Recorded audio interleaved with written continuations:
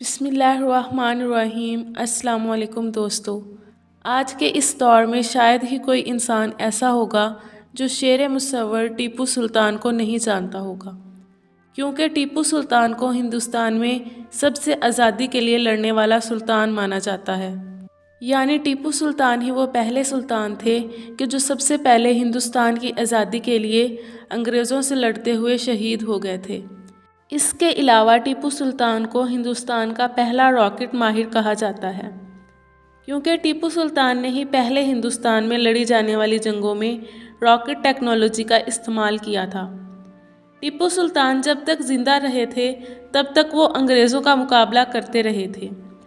ٹیپو سلطان کی زندگی کا ایک ایک لمحہ ہندوستان کو آزادی دلانے کے لیے ہی گزرا تھا، اور پھر جب آہستہ آہستہ انگریزوں کو یہ محسوس ہونے لگا تھا کہ ٹیپو سلطان کو ہرانا ان کے لیے صرف مشکل ہی نہیں ناممکن سی بات ہے، تو پھر انہوں نے ٹیپو سلطان کو ہرانے کا ایک دوسرا طریقہ ڈھونڈ نکالا تھا، اور وہ یہ تھا کہ انہوں نے ٹیپو سلطان کے محل میں موجود میر صادق جیسے لالچی لوگوں کو خریدنا شروع کر دیا تھا، اور اس طرح سے غداروں کی مدد سے انگریز سرکار یعنی 1799 میں انگریزوں کی فوج ٹیپو سلطان کو ہرانے میں کامیاب ہو گئی تھی۔ دوستو، ٹیپو سلطان کی کہی ہوئی وہ کہاوت جو تقریباً ہسٹری کی سبھی کتابوں میں موجود ہے، وہ یہ تھی کہ شیر کی ایک دن کی زندگی گیدڑ کی 100 سال زندگی سے بہتر ہے، اور ٹیپو سلطان نے یہ ڈائیلاگ اس وقت یعنی الفاظ اس وقت کہے تھے کہ جب وہ انگریزوں سے لڑتے لڑتے میدان میں بالکل اکیلے رہ گئے تھے۔ کچھ لوگ جو یہ کہہ رہے تھے کہ ٹیپو سلطان نے اس وقت عظیم سلطنت یعنی سلطنت عثمانیہ سے مدد مانگی تھی، لیکن سلطنت عثمانیہ نے ٹیپو سلطان کی مدد سے صاف صاف انکار کر دیا تھا۔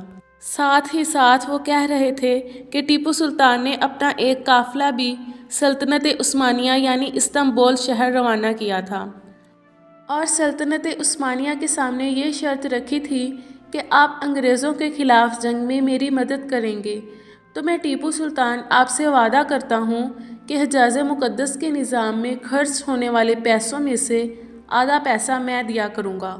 دوستو، اگر آپ حجاز مقدس کو نہیں جانتے تو میں بتاتی چلوں کہ حجاز عرب کے اس سارے علاقے کو کہا جاتا تھا کہ جہاں پر آج مکہ مدینہ جیسے پاک شہر موجود ہیں۔ یہ سارے علاقے اس دور میں سلطنت عثمانیہ کے حصے میں آیا کرتے تھے، اور وہاں تمام انتظامات سلطنت عثمانیہ یعنی سارا خرچہ سلطنت عثمانیہ ادا کرتا تھا۔ لیکن اس کے باوجود بھی سلطنت عثمانیہ جیسی امیر سلطنت نے ٹیپو سلطان کی مدد سے انکار کر دیا تھا۔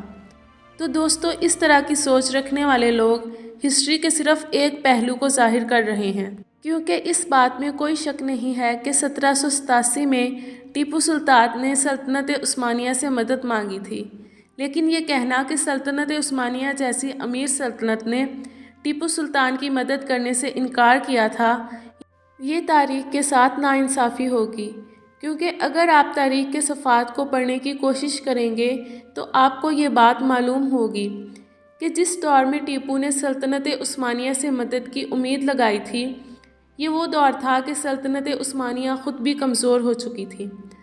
نہ صرف کمزور ہو چکی بلکہ بہت سارے یورپین طاقتوں کے ساتھ جنگ کر رہی تھی، ایسی جنگ کہ جس میں وہ خود ایک مشکل موڑ پر کھڑی تھی کہ جہاں ایک طرف ٹیپو سلطان نے سلطنت عثمانیہ سے مدد مانگی تھی، وہیں دوسری طرف خود سلطنت عثمانیہ نے چھوٹی چھوٹی مسلم سلطنتوں کو خط لکھ کر ان سے سلطنت عثمانیہ کی مالی مدد کرنے کی درخواست کی تھی۔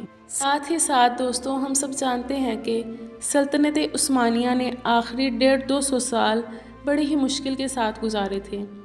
یہ پورے 150-200 سال دور سلطنت عثمانیہ کے لیے جنگوں سے بھرا ہوا تھا، اور سلطنت عثمانیہ کا سارا وقت جنگوں میں گزرتا تھا۔ انگریزوں کو جب محسوس ہوا کہ وہ ٹیپو سلطان کو نہیں ہرا سکتے تو پھر انہوں نے میر صادق جیسے غدار خریدے۔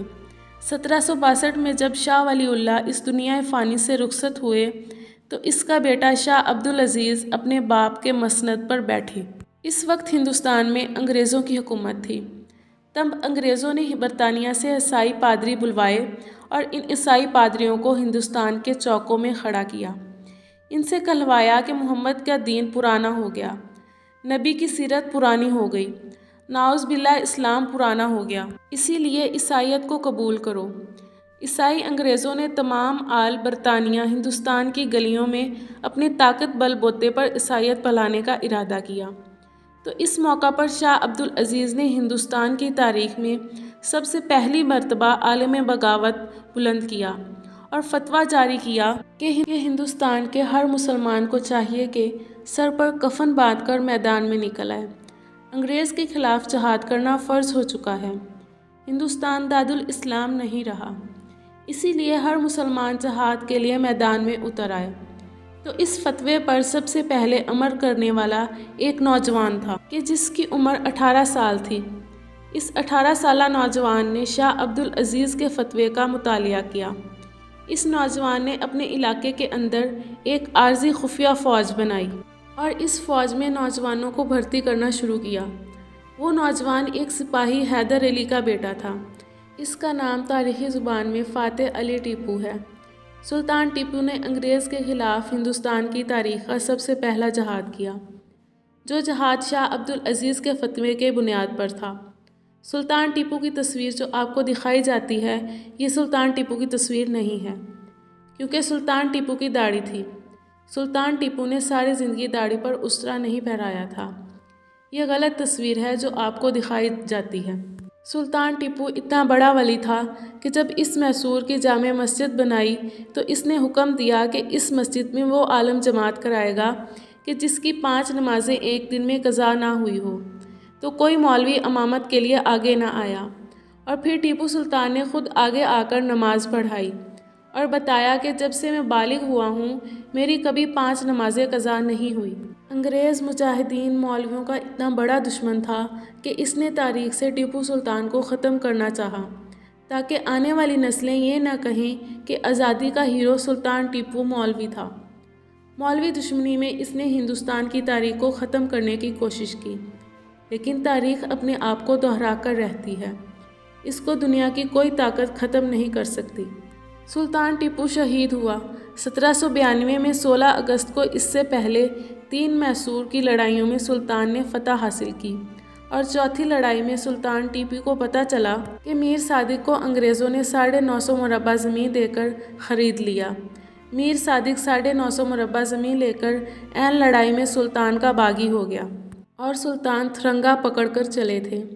تن تنہا وہ لڑ کر شہید ہوئے، اور جاتے جاتے یہ ڈائیلاگ بھی کہہ گئے کہ شیر کی 1 دن کی زندگی گیدڑ کی 100 سالہ زندگی سے بہتر ہے۔ ایک انگریز نے تاریخ لکھی، وہ کہتا ہے سلطان ٹیپو بہت بہادر تھا، تن تنہا لڑتا رہا، جب شہید ہو گیا تو پورے ہندوستان نے 30 دن تک سورج کو نہیں دیکھا، آندھیاں طوفان چلتے رہے اور بارشیں ہوتی رہیں۔